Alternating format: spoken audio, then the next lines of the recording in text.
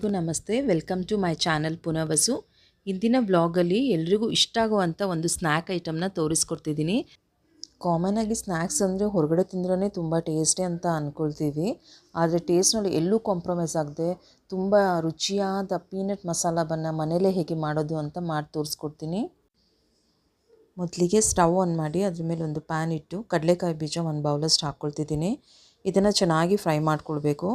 ಇದು ಚೆನ್ನಾಗಿ ಫ್ರೈ ಆದಮೇಲೆ ಅದು ತಣ್ಣಗಾದಮೇಲೆ ಅದರ ಮೇಲಿರೋ ಹೊಟ್ಟೆಲ್ಲ ತೆಗೆದ್ಬಿಟ್ಟು ಅದು ಎರಡೂ ಹೋಳಾಗೋ ಥರ ಮಾಡಿ ಒಂದು ಬೌಲ್ನಲ್ಲಿ ಹಾಕಿಟ್ಕೊಳ್ಬೇಕು. ಇದು ರೆಡಿ ಇದೆ. ಈಗ ಸ್ಟವ್ ಆನ್ ಮಾಡಿ ಪ್ಯಾನ್ ಇಟ್ಟು ಅದಕ್ಕೆ 1 ಸ್ಪೂನಷ್ಟು ಎಣ್ಣೆ ಹಾಕ್ತಿದ್ದೀನಿ. ಎಣ್ಣೆ ಸ್ವಲ್ಪ ಬಿಸಿ ಆಗಬೇಕು. 1 ಸ್ಪೂನಷ್ಟು ರೆಡ್ ಚಿಲ್ಲಿ ಪೌಡರ್ ಹಾಕ್ತಿದ್ದೀನಿ. ಈಗ ಗ್ಯಾಸನ್ನು ಆಫ್ ಮಾಡ್ಕೊಳ್ಳಿ. ಮತ್ತು ಇದಕ್ಕೆ ಒಂದು 1/4 ಸ್ಪೂನಷ್ಟು ಉಪ್ಪು ಸೇರಿಸ್ತಿದ್ದೀನಿ. ಉಪ್ಪು ಸೇರಿಸಿದ್ಮೇಲೆ ಇದನ್ನು ಚೆನ್ನಾಗಿ ಮಿಕ್ಸ್ ಮಾಡ್ಕೊಳ್ಬೇಕು. ಕಂಪ್ಲೀಟಾಗಿ ಮಿಕ್ಸ್ ಆದಮೇಲೆ ಹುರಿದಿಟ್ಟ ಕಡಲೆ ಬೀಜ ಸೇರಿಸಿ ಚೆನ್ನಾಗಿ ಮಿಕ್ಸ್ ಕೊಡ್ತೀನಿ. ಇದು ಕಂಪ್ಲೀಟಾಗಿ ಎಲ್ಲ ಉಪ್ಪು ಖಾರ ಎಲ್ಲ ಬೀಜಕ್ಕೆ ಚೆನ್ನಾಗಿ ಇಟ್ಕೊಳ್ಬೇಕು. ಇದೀಗ ರೆಡಿ ಆಗಿದೆ. ಇದನ್ನು ಒಂದು ಬೌಲ್ಗೆ ಹಾಕಿಟ್ಕೊಳ್ತೀನಿ. ಈಗ ನೆಕ್ಸ್ಟು ಗ್ರೀನ್ ಚಟ್ನಿ ರೆಡಿ ಮಾಡ್ಕೊಳ್ಬೇಕು. ಗ್ರೀನ್ ಚಟ್ನಿಗೆ ನಮಗೆ ಬೇಕಾಗಿರೋದು ಪುದೀನ, ಕೊತ್ತಂಬರಿ, ನಿಂಬೆಹಣ್ಣು, ಉಪ್ಪು, ಸ್ವಲ್ಪ ಮೆಣಸಿನ್ಕಾಯಿ ಮತ್ತು ಸ್ವಲ್ಪ ಮೊಸರು. ಒಂದು ಮಿಕ್ಸಿ ಜಾರ್ ತೊಗೊಂಡು ಅದಕ್ಕೆ 1 ಹಿಡಿಯಷ್ಟು ಪುದೀನನ ಹಾಕ್ಕೊಳ್ತಿದ್ದೀನಿ. ಮತ್ತು 1 ಹಿಡಿಯಷ್ಟು ಕೊತ್ತಂಬರಿ ಸೊಪ್ಪು, 1 ಸ್ಪೂನು ನಿಂಬೆಹಣ್ಣಿನ ರಸ ಅದಕ್ಕೆ ಸೇರಿಸ್ಕೊಳ್ತಿದ್ದೀನಿ. 3 ಹಸಿಮೆಣಸಿನ್ಕಾಯಿ ಹಾಕ್ತಿದ್ದೀನಿ. ಇದನ್ನು ಪೇಸ್ಟ್ ಮಾಡ್ಕೊಳ್ಳೋವಾಗ ಅದಕ್ಕೆ ಸ್ವಲ್ಪ ಉಪ್ಪು ಮತ್ತು 2 ಸ್ಪೂನಷ್ಟು ಮೊಸರು ಹಾಕಿ ಇದನ್ನು ಪೇಸ್ಟ್ ಮಾಡ್ಕೊಂಡಿದ್ದೀನಿ. ಮಸಾಲ ಬನ್ ಮಾಡೋದಕ್ಕೆ ನಾನಿಲ್ಲಿ 4 ಬನ್ ತೊಗೊಂಡಿದ್ದೀನಿ. ನೀವು ಸಾಮಾನ್ಯವಾಗಿ ಮನೆಯಲ್ಲಿ ಉಪಯೋಗಿಸ್ತಿರಲ್ಲ, ಬೇಕ್ರಿಯಿಂದ ತೊಗೊಂಡು ಬಂದಿರೋ ಬನ್ನು, ಅದನ್ನೇ ಬಳಸ್ಬೋದು. ಇದನ್ನೆಲ್ಲನೂ ಮಧ್ಯಕ್ಕೆ ಹೀಗೆ ಕಟ್ ಮಾಡಿ ಇಟ್ಕೊಳ್ತೀನಿ. ಎಲ್ಲ ಬನ್ನು ಹೀಗೆ ಮಧ್ಯಕ್ಕೆ ಕಟ್ ಮಾಡಿಬಿಟ್ಟು ಇಟ್ಕೊಳ್ಬೇಕು.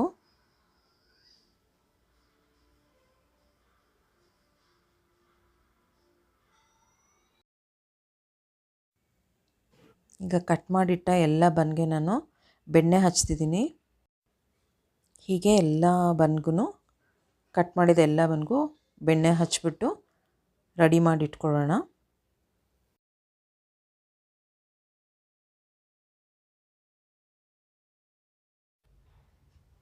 ಈಗ ಸ್ಟವ್ ಆನ್ ಮಾಡಿ ಒಂದು ಪ್ಯಾನ್ ಇಟ್ಟು ಅದಕ್ಕೆ ಸ್ವಲ್ಪ ಬೆಣ್ಣೆ ಹಾಕ್ತಿದ್ದೀನಿ. ಬೆಣ್ಣೆ ಎಲ್ಲ ಸ್ವಲ್ಪ ಮೆಲ್ಟ್ ಆದಮೇಲೆ ನಾವು ಮೊದಲೇ ರೆಡಿ ಮಾಡಿಟ್ಟಿದ್ದ ಬನ್ನು, ಬೆಣ್ಣೆ ಎಲ್ಲ ಹಚ್ಚಿ ರೆಡಿ ಮಾಡಿಟ್ಟಿದ್ವಲ್ಲ ಆ ಬನ್ನ ಪ್ಯಾನ್ ಮೇಲೆ ಇಟ್ಟು ಸ್ವಲ್ಪ ಚೆನ್ನಾಗಿ ಬಿಸಿ ಮಾಡ್ಕೊಳ್ಳೋಣ. ಅದಕ್ಕೆ ಹಚ್ಚಿದ ಬೆಣ್ಣೆ ಎಲ್ಲ ನೀಟಾಗಿ ಅದರಲ್ಲಿ ಮೆಲ್ಟ್ ಆಗಬೇಕು. ಆ ರೀತಿ ಎರಡೂ ಕಡೆ ಸ್ವಲ್ಪ ಬಿಸಿ ಮಾಡ್ಕೊಳ್ಳೋಣ.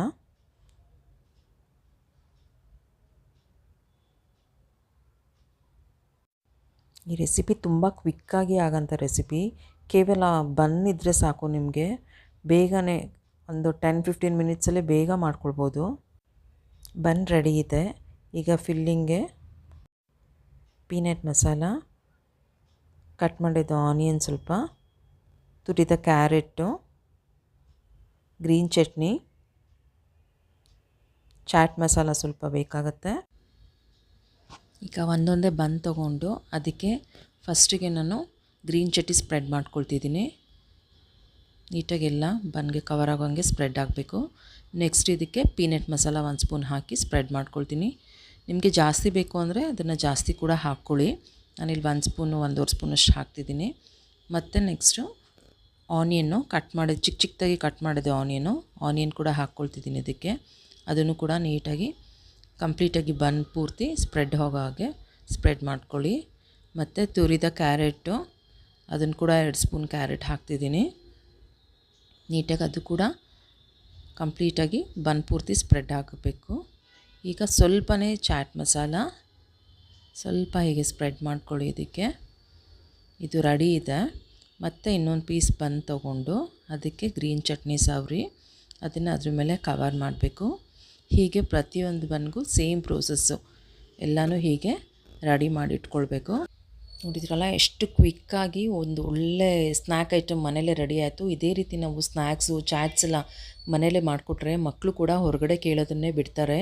ಹೈಜೀನ್ ವೈಸ್ ಕೂಡ ತುಂಬಾ ಒಳ್ಳೆಯದು. ಈಗ ಈ ರೆಡಿ ಮಾಡಿಟ್ಟಿರೋ ಬನ್ನ ಮಧ್ಯಕ್ಕೆ ಹೇಗೆ ಕಟ್ ಮಾಡ್ಕೊಳ್ತಿದ್ದೀನಿ. ನೀವು ಬೇಕಾದ್ರೆ ಹಾಗೇನೂ ಫುಲ್ ಹೋಲಾಗಿ ಹಾಗೆ ತಿನ್ಬೋದು.